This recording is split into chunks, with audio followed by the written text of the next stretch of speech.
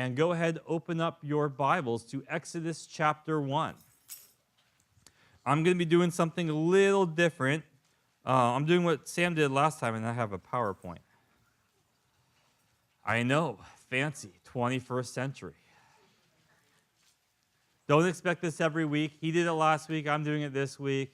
And the reason I'm doing it this week is because I want to talk about the first 40 years of Moses, and there's a lot of Egyptian history that just makes the Bible make more sense. Like, you can read it and understand it, but if you get to know a little of the history behind it, it just kind of opens up to you. And so what's the problem with history? Because you guys went to school. You know, how many of you like history? Yeah, it's exactly. Oh, more than I thought. Great. The hardest thing about history is names and dates, right? Remember people's names and dates. It's also the hardest thing about meeting new people. But I'm going to make it as easy as I can for you. I'll do nicknames where the names get hard. But really, I have one nickname.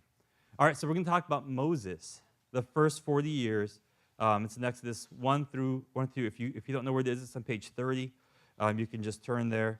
And if this goes too fast and you want to look at my PowerPoint later, I'll link it on the YouTube video of this study. I'll do it tomorrow sometime. So if you go to YouTube and find this study, you can get there through our website. Then in the description, I'll have a link to this PowerPoint, if you find it interesting. The first slide here is of Egypt, the map of Egypt. There we go.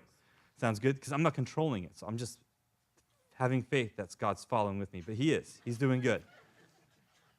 So here we have a map of Egypt. This is showing one of the possible routes of the Exodus. We don't exactly know.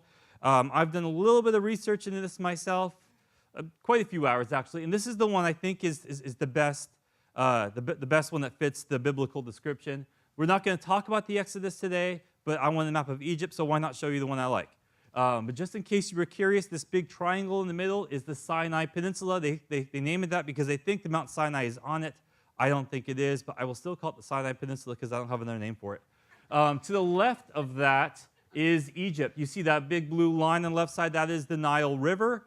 It splits off at, it says Heliopolis, I don't know how to say that. At the H-town over there, it's called On as well. And then the right side, where that right fork is, that's the land of Goshen. It says Goshen further to the right, but it's really all the way to the river. So that's a great area to live in. It's always green. The river provides a lot of nourishment to the land. It's easy to grow stuff and lots of food for the animals to eat. That's where the Israelites get to live from Joseph and on. And then over here on the right side, you see it says Arabia. There's on the west coast of Arabia is the land of Midian. Midian, of course, was one of the sons of Abraham with his second wife, Keturah. I mean, get this. He was 137 years old. His wife passes away, and he thinks, I'm going to get married and have 6 more kids. But that's exactly what he does. He gets married again, has 6 more kids. One of them is Midian, who moves down into Arabia, and that's his area there. So his descendants are the people that Moses finds when he flees to the desert. But we're going to get there. The book of Exodus actually wasn't always called the book of Exodus, in case you're curious. It was named that by the Septuagint, the 70 Israel guys who decided to translate the Hebrew into Greek. Before that, it was called These Are the Names, or names, because they're the first words in Exodus. If you look, it says, now these are the names of the children of Israel. That now could also be translated as an and. Exodus is really Genesis part 2.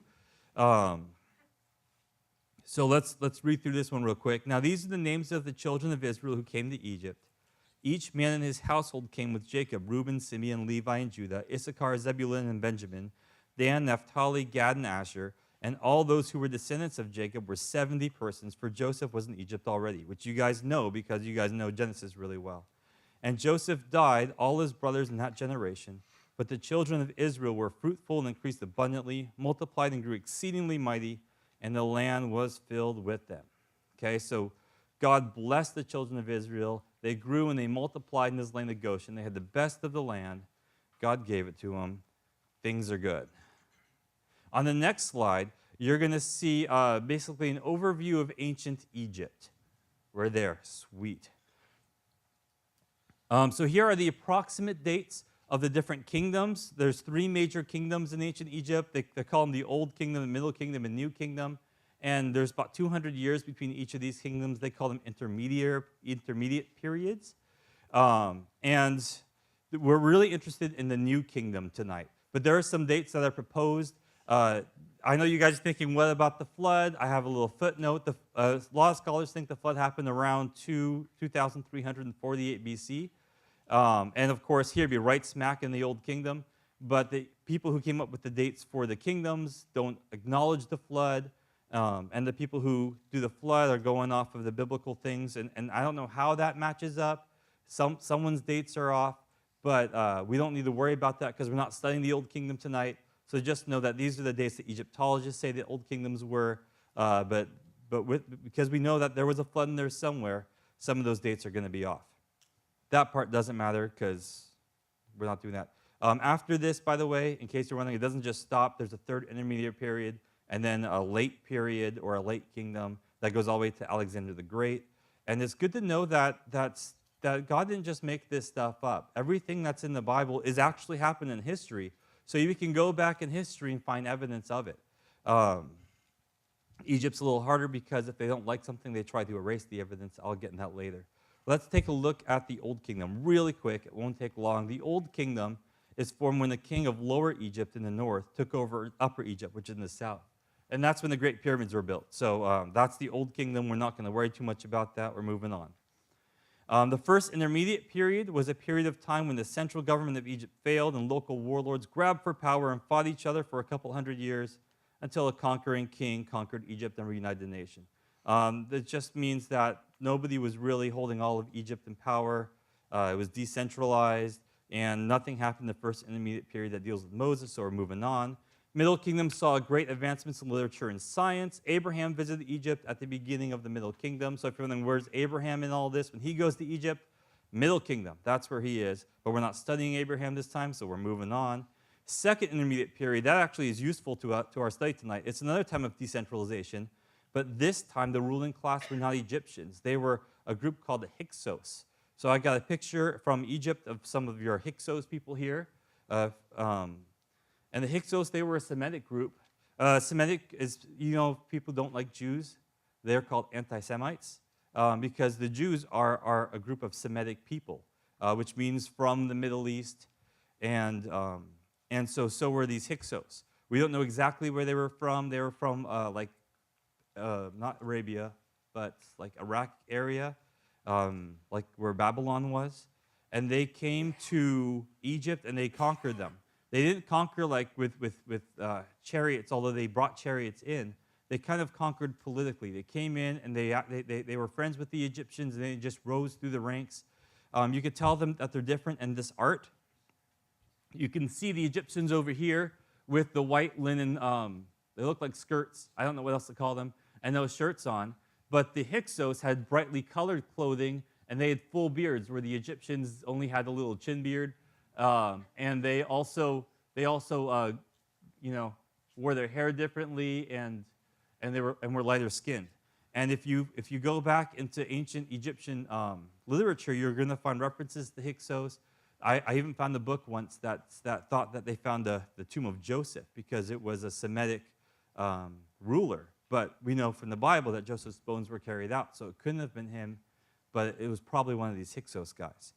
The Hyksos were not very good at recording their own history, so we don't know a whole lot about them. We just have references to them, especially when they were kicked out, because that was a great victory for Egyptians, and that's going to get recorded. Let's go to the next slide. The Hyksos brought the chariot into Egypt, but the Egyptians improved it. The Hyksos had one-man chariots, but the Egyptians made them big enough for two, one to drive and one to shoot. That's just an interesting note, which you don't see, but it's in the notes here. They'll be on notes if you go online. The new kingdom is the kingdom we're focusing on because it's believed to be the kingdom of the Exodus. In the new kingdom, the Egyptians have mastered the chariots and had many military victories. So the new kingdom is where we're going to be focusing. And the first bunch of kings in the new kingdom, we're going to take a look at. That's the next slide. These are the kings that are important to Exodus. A dynasty, by the way, is a ruling family. If you think of like Duck Dynasty, it's just how it passes on from father to the sons. So that's why they call themselves a dynasty. So when the king passes his rule over to his children, That constitutes a dynasty. That's just what the word means. This is the 18th ruling family that ruled Egypt. There's like 30 of them, and it started a new kingdom, and it all started with Amos. Now we're going to get into some names. We're leaving the dates behind. Let's look at Amos. That's what he looks like. I actually had a picture of him because they mummified his body, and I thought, okay, it's kind of gross. People might not want to see that. So this is just a statue of him. Amos was the first pharaoh of the new kingdom. His big claim to fame was he drove out the Hyksos out of Egypt. They'd been ruling Egypt for about 200 years, and Joseph had risen to vizier under the rule. So when Hyksos were in charge, Joseph was in charge. It makes sense that it was the pharaoh that this was the pharaoh that did not make Joseph, because he was from further south. He came and conquered the land where Joseph was ruling, and he was extremely prejudiced. He was racist. If you were an Egyptian, he didn't like you. He drove out the Hyksos. He was not able to drive out the Israelites. So it just makes sense that he made them slaves. So when we read about this in the Bible, this is verse 8 in Exodus chapter 1. Now there arose a new king over Egypt who did not know Joseph. And he said to the people, look, the people of the children of Israel are more and mightier than we. Come, let us do shrewdly with them, lest they multiply and it happen in the event of war, i.e. the Hyksos come back, that they might also join our enemies and fight against us, and they go up out of the land. Therefore they set taskmasters over them to affect them with their burdens, and they built for Pharaoh supply cities, Pithom and Ramses. But the more they afflicted them, the more they multiplied and grew, and they were in dread of the children of Israel. So the Egyptians made the children of Israel serve with rigor. And they made their lives bitter with hard bondage and mortar and brick and all manners of service in the field. And all the service in which they had made them serve was with rigor. So they worked them extremely hard. The next slide I have is a picture of King Amos shooting all the Hyksos guys. Here he's single-handedly driving out the Hyksos. Of course, he didn't do it single-handedly in real life, but it's his picture. He can draw what he wants. Notice how big he is compared to his enemies. Usually the Egyptians are much bigger than the people they are conquering in their own art, because you get to draw it yourself. Why not? Let's go to the next guy. The next guy, Imhotep, he was the son of Amos, and we don't really have anything important to say about him in respects to Moses, except that he didn't have any sons. And so it's hard to pass on your kingdom to your eldest son if you don't have any. So what happened was Thutmose the first, which is the next slide, he married his daughter, Amenhotep's daughter, and became pharaoh through marriage. So he kind of like became the in-law pharaoh. Since the families were continued through the female, and unlike the male in our society, it wasn't a big problem. He just became the new pharaoh. Especially it helped that he was really strong. He was in the military. He did great in the military. The army loved him, and when the army loves you, it doesn't matter if anybody else loves you. Thutmose I was most likely the pharaoh that was there when Moses was born. Because if you count back from 1 Kings 6, it says 480 years after the Exodus, the temple was built. So subtract the 80 years that Moses was when the Exodus happened, and we get the rule of Thutmose I. If you look at verse 15, it says, Then the king of Egypt spoke to the Hebrew midwives, of whom the name of one was Shiphrah, and the name of the other one was Puah. I don't know who thought that name up. If you're a mother in any language, do you really want to name your daughter Puah? I don't know. Maybe they pronounce it differently, but that's the way it sounds to me. And he said, when you do the duties of a midwife for the Hebrew women and see them on their birth stools, if it is a son, then you shall kill him, but if it's a daughter, then she shall live. But the midwives feared God, and they did not do as the king of Egypt commanded them, but saved the male children alive. So the king of Egypt called for the midwives and said to them, Why have you done this thing and saved the male children alive? And the midwives said to Pharaoh, Because the Hebrew women are not like the Egyptian women, for they are lively and give birth before the midwives come to them. Good job, Hebrew women. Therefore God dealt well with the midwives, and people multiplied and grew very mighty. And so it was because the midwives feared God, for he provided households for them. So My wife wanted to give birth at home, and so we gave birth to both of our sons at home. So we had midwives, 2 different ones for each of the different births. And, we were very involved in the birthing process. And if it's a healthy birth, the midwives aren't really needed as much. At our births, they were great births, and the midwife monitored to make sure everything was going okay. But really, my wife did it all by herself. The first one, I got to catch the baby. The second one, she caught the baby herself and while she delivered, and the midwife just kind of sat back and watched. I wasn't there. I was in New York. You can ask me why later. It wasn't on purpose, but I can't accidentally be in New York. I'll just say the baby was early. He was supposed to come 2 days later, but he didn't, and I missed it. But that's okay. But the point is that the midwives really don't need to be there for the birth.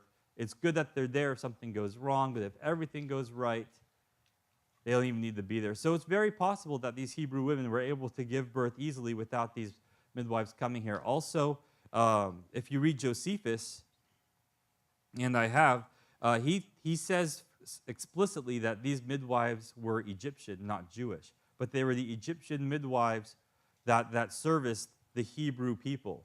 Or more likely, they were the Egyptian midwives that were over the Hebrew midwives. Because the Hebrew midwives would not be able to hold any kind of status, so they would have to have Egyptian taskmasters over them. So these would be like the boss midwives to all the other midwives. And also, God gives them households as a reward for protecting the Hebrew babies. And if they were Hebrew midwives, then those households would be in danger because of the king's edict. So it makes a lot of sense that they were Egyptian. In case anyone argues with you, which they probably wouldn't. That's what I think, and that's why I think it. But it was a good thing because these midwives, they feared the Lord. And I think it's more impressive if they were Egyptian and feared the Lord because they got to see the way the Hebrews lived in slavery, and they thought your God is mightier than the God I worship and the God I serve, because Pharaoh himself called himself a God. And their fear of the real God was greater than their fear of Pharaoh, who was standing before them, who could have them killed instantly if he wanted to. Which God do you serve?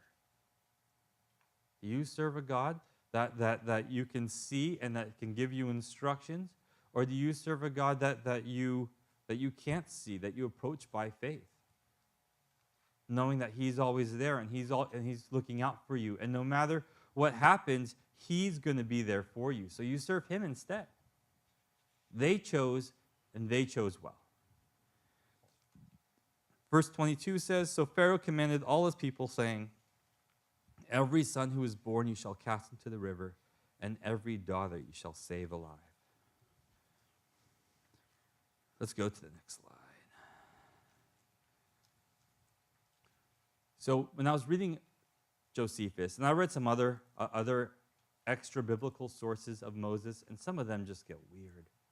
But a lot of them agree that there was prophecy surrounding Moses before he was born, and that's what caused the Pharaoh to have such strict practices of killing the babies, and only the male babies, because it was prophesied, according to this other legend, that one of the male Hebrew babies was going to come and basically defeat Egypt.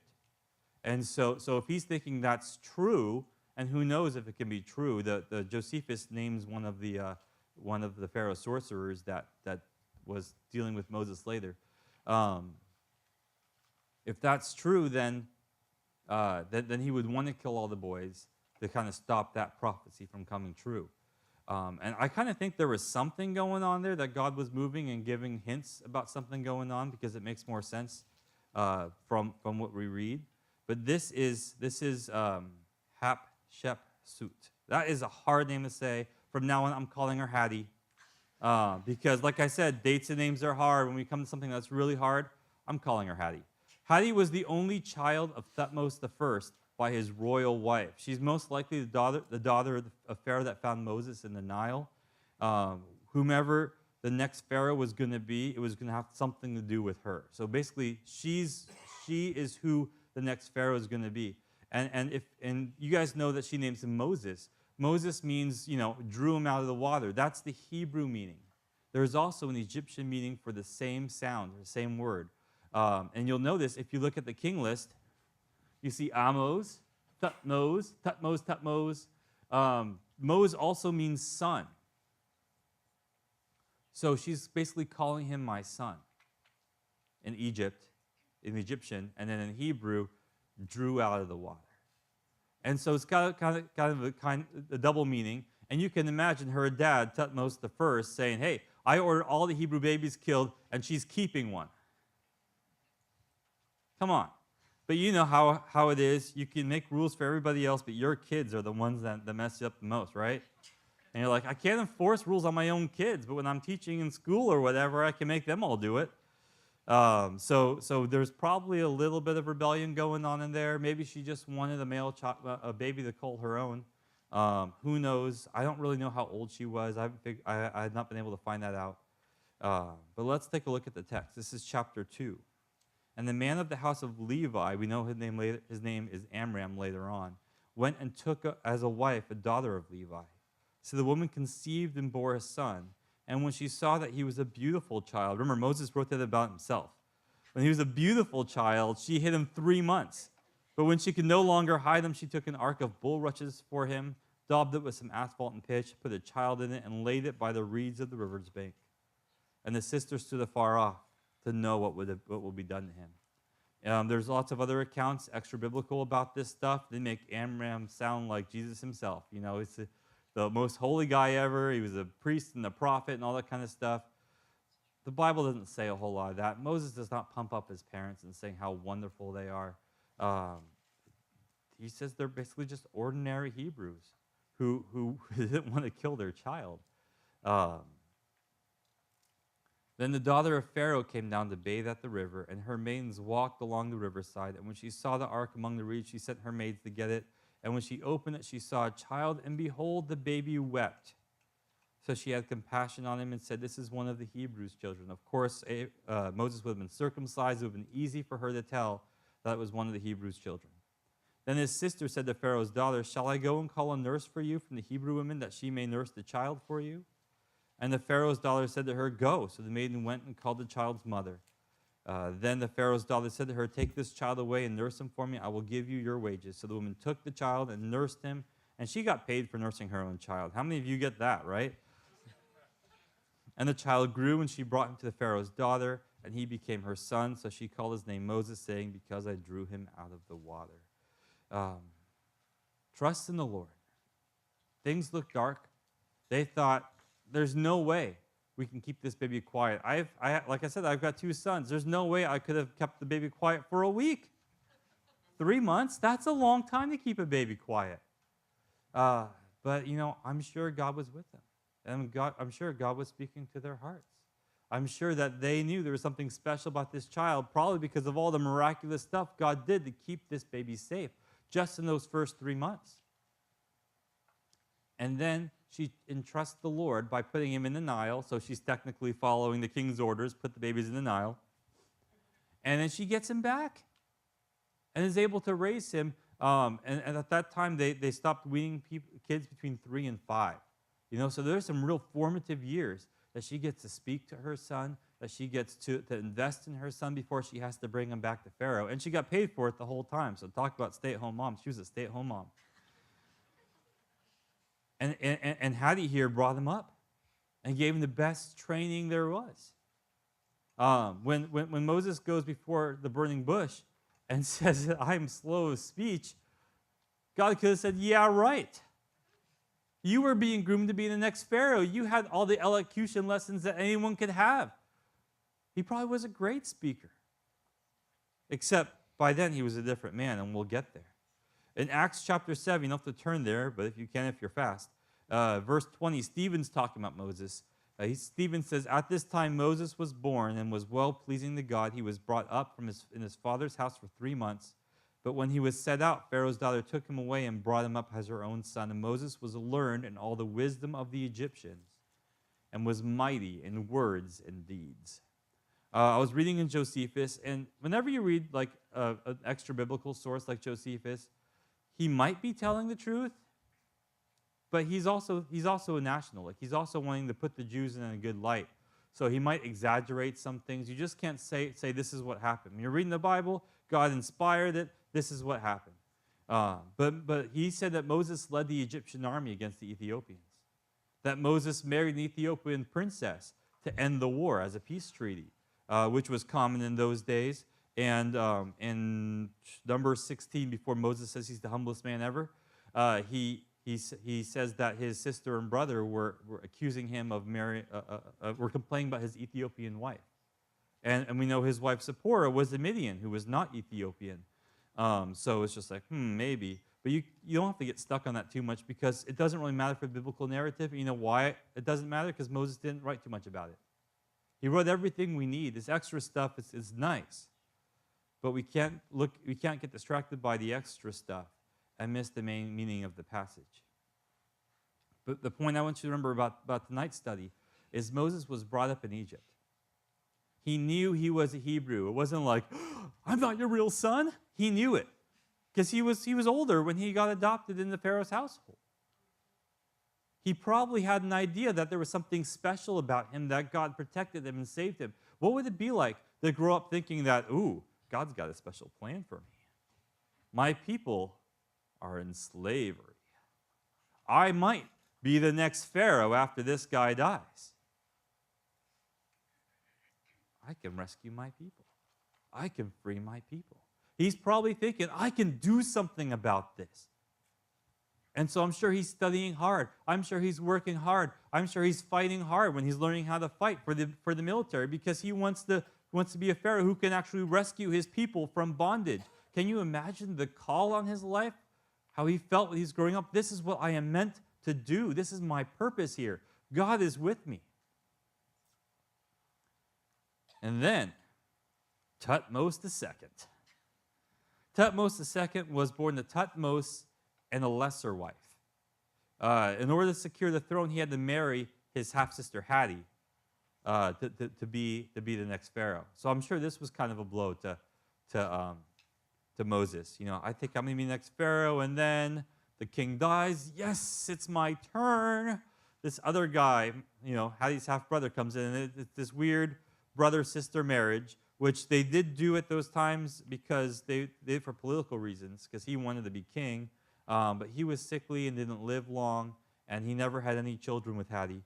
But he did have a child with a harem girl, and he named him Thutmose III. They were real creative back then. Yeah, me too, or three, or whatever. So Thutmose III, he didn't have a legitimate claim to the throne because it wasn't even like an official wife that he was born from. But Thutmose II, on his death, said, I want Thutmose III to be the next king. And Hattie was kind of forced to marry her, I don't know how to say this, weird stepson. It just gets weird. And he was 8 years old, you know? And it's not like they had a consummate or anything, but it's just like it's an official on paper marriage. And so she's like, well, while he's 8, I'm just going to run the country because he's too young to run on his own. So she's running the country. She finds out she likes running the country. He gets a little older. She says, military school, ships him off to the military. She's running the country as the first female pharaoh. She builds this huge place to herself. That's still there, by the way. You can go visit it if you got a lot of money and don't mind the sun. And so she's ruling, except one day when he gets old enough, he comes back with the military power. It turns out he did really well in the military, got big and strong, learned how to fight, and the army was loyal to him. And so he comes back. Hattie kind of just disappears, kind of quietly. And this is the Pharaoh that we think was the Pharaoh when Moses ran away. Can you imagine what Moses would have felt like now? I got this great calling on my life, and now there's no chance of me being Pharaoh. This guy did. He came in, he took over.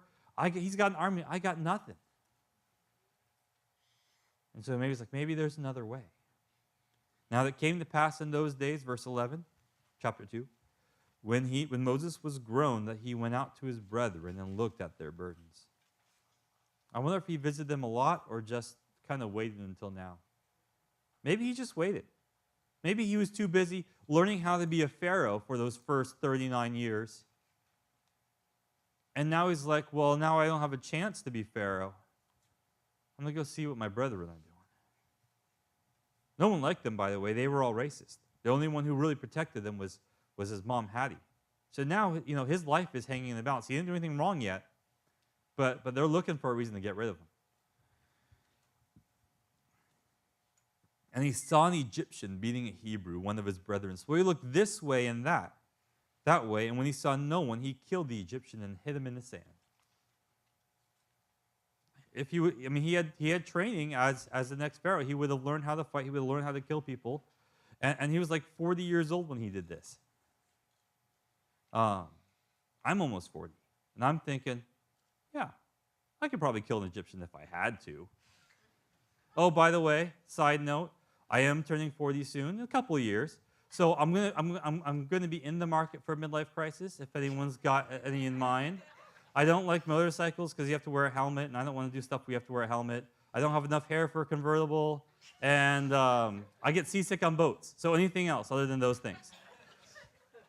All right, let's get back to this. So he's like 40 years old. He sees that one of his brethren are getting beat. He kills the guy, hides him in the sand. If you hold on for a second and go to Acts chapter 7, or just think about it while I read it to you. Now, when he was 40 years old, it came to his heart to visit his brethren, the children of Israel. And seeing one of them suffering wrong, he defended and avenged him who was oppressed and struck down the Egyptian. For he had supposed that his brethren would have understood that God would deliver them by his hand, but they did not understand. And the next day, and I'll talk about that. So my guess is he goes to see his brethren. There's a ton of them. Tutmos III's got an army. I got an army. They're my brethren. I'm coming to free them. Of course they'll fight beside me. So he goes to look at them. They're strong. They work hard every day. The Egyptians are lazy. There's no chance. We'd win. Can you see him thinking that? He sees one of his Egyptian brethren getting beat. He goes to rescue that one, thinking, I'm starting the revolution. This is it. I'm starting the revolution. This is Concord and Lexington. But not really, because that hasn't happened yet, so he wouldn't know that. But then, the next day, verse 13, and when he went out the second day, behold, 2 Hebrew men were fighting. And he said to the one who did the wrong, why are you striking your companion? He's like, you guys are brothers. What are you doing? And he said, who made you a prince and a judge over us? He's like, my mom. He's like, did you intend to kill me as you killed the Egyptian? So Moses feared and said, surely this thing is known. When Pharaoh heard of this matter, he sought to kill Moses, but Moses fled from him, the face of Pharaoh, and dwelt in the land of Midian, and he sat down by a well. And in Acts chapter 7, when Stephen's talking about the same thing, in verse 26 it says, and the next day he appeared to 2 of them, as they were fighting, tried to reconcile them, saying, men, you are brethren, why do you wrong one another? But he who did his neighbor wrong pushed him away, saying, who has made you a ruler and judge over us? Do you want to kill me as you did the Egyptian yesterday? Then at this saying, Moses fled and became a dweller in the land of Midian, where he had 2 sons. Now Moses is nothing. He thinks he's going to get this Hebrew army to fight up against the Egyptians, and then nothing. And this happens nowadays to us. We think we know what God has planned for us. In fact, we might even know. I'm guessing, this is my guess, that Moses knew what God had planned something great for him, that God had planned for him to rescue the Hebrew people, and he went out in his own strength to do it. It's like, I got this, God. You told me what to do. Don't worry about the details. I got it from here. How many of us do that? And we fall flat on our face. And he runs away. This is the excuse that Tutmos III needed to pursue him and kill him. This is all he needed. His life hung by a thread. So he flees to Midian, a place where the Egyptians don't go. The Midianites that are not friends with the Egyptians. There's no extradition treaty. So he just runs away. And he starts a new life there, thinking, my life in Egypt is over. I just got to start over. So let's go back to our map. That's the next slide. says, now the priest of Midian had 7 daughters, and they came to draw water, and they filled their troughs to water their father's flock. So he's sitting down by a well. These seven sisters come up with sheep, and they're watering the flocks. I'm sure they gave him some. Then the shepherds came and drove them away, but Moses stood up and helped them and watered the flock. And then they came to Reuel, the father, and said, how is it that you have come so soon today? So after Moses scares all the bad shepherds away, the girls get home, and their father, by the way, his name is Reuel. I don't know how to exactly say it. I'm just going to call him Reuel. So his name is Reuel, and in some places you'll see his name is Jethro. From the reading that I did, it seems like Jethro was kind of like a title that you would give someone because he was a priest in his own town, and he worshiped the real God. And so it's kind of like if Pastor Sam was around, and instead of calling him Sam, you just called him Pastor. It'd be like calling this guy Jethro. In case you were wondering how he has 2 names. That's the most likely scenario. Some people think it's 2 different guys. One's a brother, but I don't think that's true from the text itself. He's like, why'd you guys come back so soon? They said, well, an Egyptian delivered us. They didn't know Moses was an Egyptian. He looked like an Egyptian. He talked like an Egyptian. He dressed like an Egyptian. They're thinking he's an Egyptian. Delivers from the hand of shepherds, and he also drew enough water for us and watered the flock. So I'm guessing after he showed off his mighty strength, he wasn't done, and he pulled more water up for them and their flocks. So he said to us, and where is he? Why is it that you've left the man? Call him, he made bread. And you just left him there? Didn't I teach you better than that? Bring him home. There's 7 of you. You're all unmarried. I need somebody here. Bring him home. Then Moses was content to live with the man, and he gave Zipporah, which, by the way, means sparrow or little bird, his daughter to Moses. And she bore him a son. They call his name Gershon, and he said, I have been a stranger in a foreign land. Gershon basically means stranger or immigrant or something like that. And now it happened in the process of time that the king of Egypt died. Then the children of Israel groaned because of their bondage, and they cried out, and the cry came to God because of the bondage. So God heard the groaning, and God remembered his covenant with Abraham and with Isaac and with Jacob. And God looked upon the children of Israel and acknowledged them. So Thutmose III dies. We're going to talk about his predecessor. I meant successor. Predecessor is the wrong one. Successor, I meant Hotep II later on. But just Moses is like, okay, this is my new life. I'm a shepherd. The thing my people were a long time ago, if you remember, the Egyptians despised shepherds. Moses grew up in the house of the Egyptians. He probably thought it was beneath him to be a shepherd. Most likely, it was uncool. And so my guess is becoming a shepherd himself was just the lowest of the low. This is the simplest life I could have. I was the CEO. Now I work at McDonald's. Would you like fries with that, sir? You know, it's like that. I'm pretty sure that's how far down he feels. But what he doesn't know is he still has this calling on his life. I've known a few men who followed the Lord and have fallen. And they fail. And they step away saying, I thought God was going to use me for something, but I ruined it. I messed up. And it's like, well, yeah, you messed up. But the calls of God are irrevocable.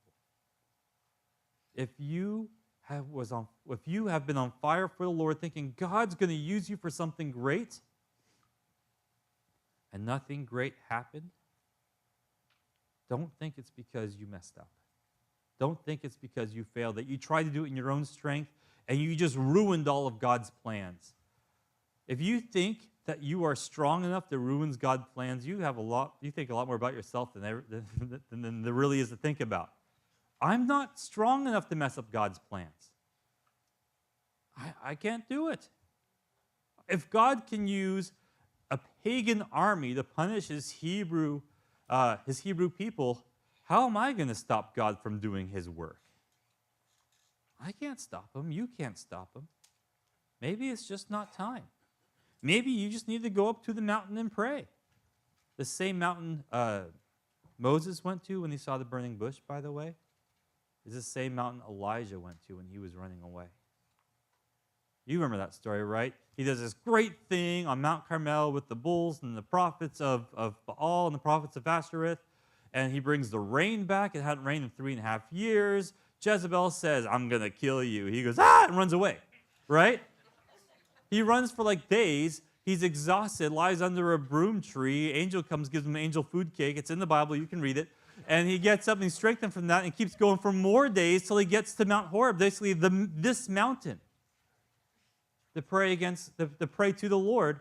And this is where the Lord comes in that small, still voice. This is the mountain that Paul ran to when he escaped for his life from Damascus. He came to this mountain, Mount Horeb, which is in Arabia, so he could pray and get things straight with the Lord. If you've fallen, if you feel like you're no use to the Lord, get alone with him. Pray to him. Ask him, what should I be doing? What can I do? How can I fulfill this promise you have for me? And I promise you, whatever he tells you is not going to be what you think. I'm good at this. God says, no, not that. When I first started going to a church, I was a Christian for a couple of years before going to a church, because, mornings. And I noticed that the pastor up there didn't have a drummer. I'm like, well, I'm learning how to play drums. I thought I was pretty good. I wasn't good at all. But I didn't know that. I was so bad that I didn't know how bad I was. Like those people who think they can sing, but they really can't? It's like that, but with drums, right? So I'm like, hey, I'd like to play with you. And, him being smart, it's Pastor Tony, Sam's brother, by the way. He's like, well, how about we practice first? So he had me play for him a little bit, did a little bit of an audition. I thought I did great. He's like, take these CDs home and play with them on your own time and just practice for a bunch. And then eventually he did let me play with them for one time, and I never asked to play a second time. I realized that he just gave me a little, and I couldn't do it. It seems so simple. And this other guy who's playing, like amazing things on the drums, like, oh, I'll do it. And he did my part along with everything else that he was doing. And I kind of just sat there pretending to play. I'm like, yeah, this really isn't for me. I thought I could help God in this way. Really not. And then another time, Pastor Tony announced from because I went to this church for 7 years. He announced from the pulpit, hey, we're thinking of putting together a website, because, this was a long time ago. Websites were like the cool thing. And it's like, we're putting together a website, so if any one of you has experience with that, come meet me at this time in my office, and we'll talk about it. And I'm like, oh, yeah, I'm in college. I'm taking a website class. I know all sorts of things about it. So I show up at that office. Someone asked me, hey, we're having a children's ministry meeting. Did you come for the children's ministry meeting? No, I came for the website meeting with Pastor Tony. I get in there, sit down, and then he says like what he wants to do with the website. I'm like, that makes sense. And I open my mouth to talk, but I'm too slow. The guy next to me starts talking. And I'm like, I have no idea what this guy just said. And then the other guy on the other side of me started talking. And they were talking back and forth about, oh, we could do this, blah, blah, blah, blah. And it's like, this is a different language. I have no clue what they're talking about. This is not the place for me. And there was a window, and I could see the children's ministry people talking and laughing over there. I need to be in that meeting. So later on, when it was time to have a second meeting, I showed up at the children's ministry meeting. And God called me, like he called Moses through the burning bush. I was sleeping at the time. And I think I told you this, but I'll tell you again because I can. In this dream, I was fighting this demon. I was doing all sorts of cool moves that you see on TV because, hey, I'm dreaming. It's my dream. I can do those things in my dream. Except there was a hard part. I was getting tired. I mean, I'm actively sleeping, if you can actively sleep.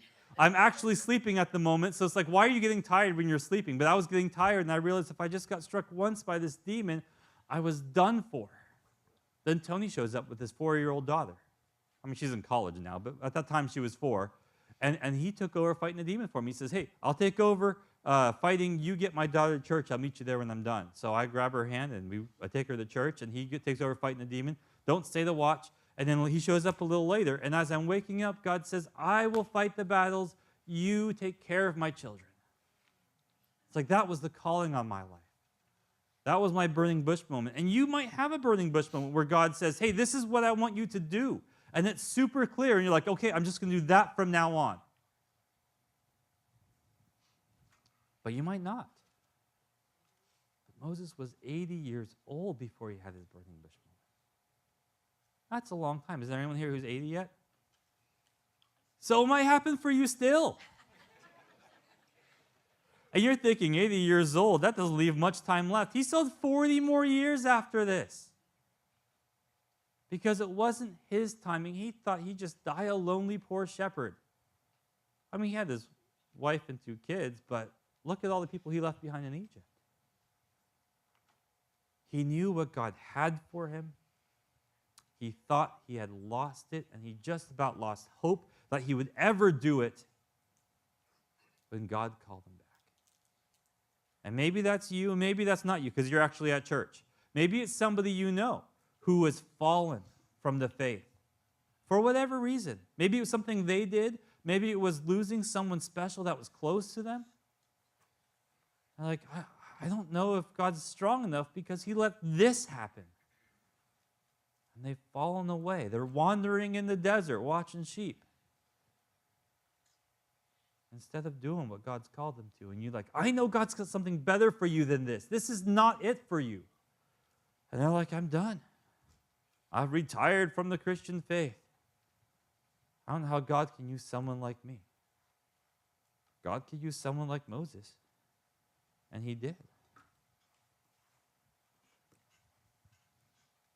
So just to finish up, let's go to the next slide. Last one. Talk about Amenhotep II. This is probably the Pharaoh of Egypt. He was young, strong, prideful, athletic. He could do anything. He was a great military leader. There's a lot of stuff written about him being a military leader in the first half of his reign. Nothing really written about him in the second half of his reign. Makes you wonder why. The Egyptians were not in the habit of recording bad news. You write the book about yourself. You don't write about your mistakes. Except Moses did. Maybe he was the humblest man ever. Think about this for a second. If you were going to write an autobiography about everything that you did in the first 100 years of your life, this is probably how old Moses was as he was writing this stuff, how many embarrassing moments would you put in there? How many times where you fall flat on your face, do the belly flop, your stomach's all red? How many of those would you put in there? How many of those did Moses have?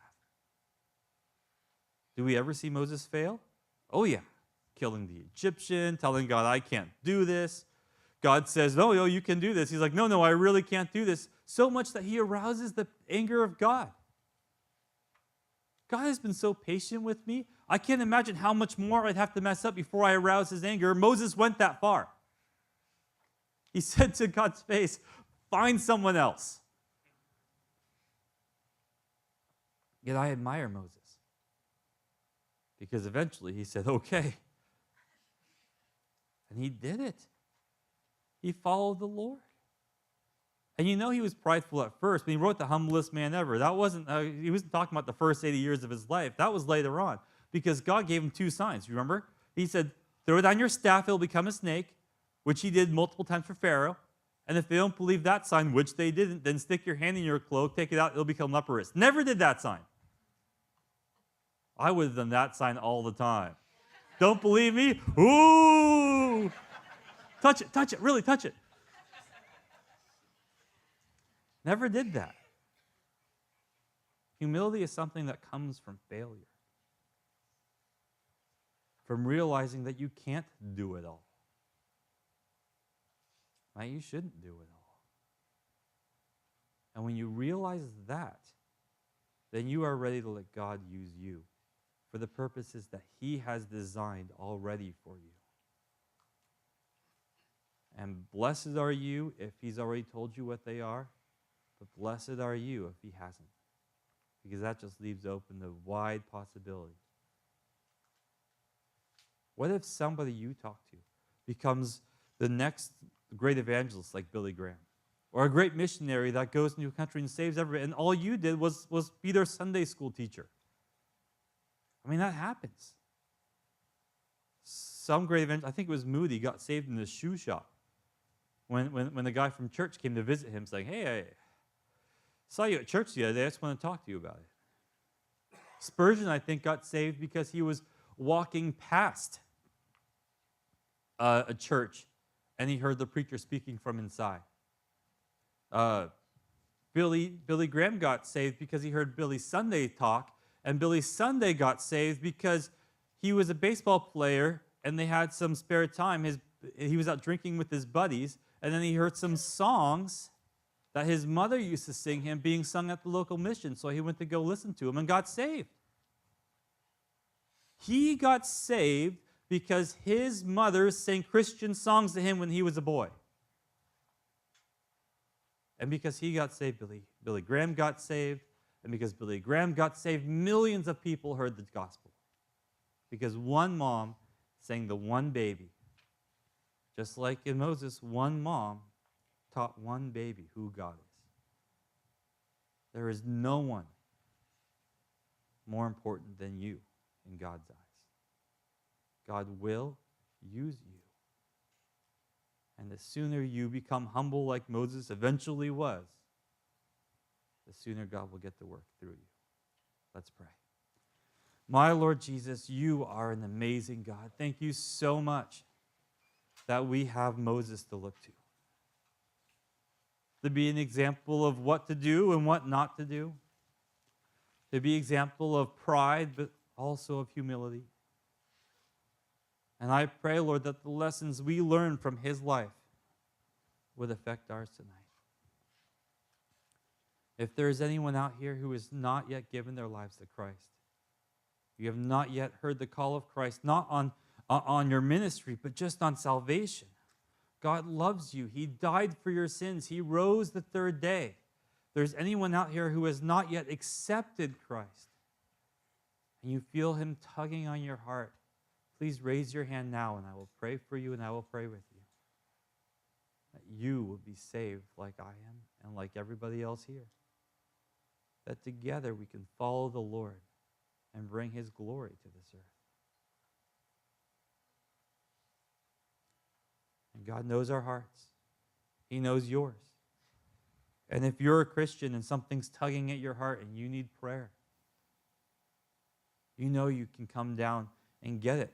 You know that you should come down and get it. Don't be afraid, like Moses was afraid.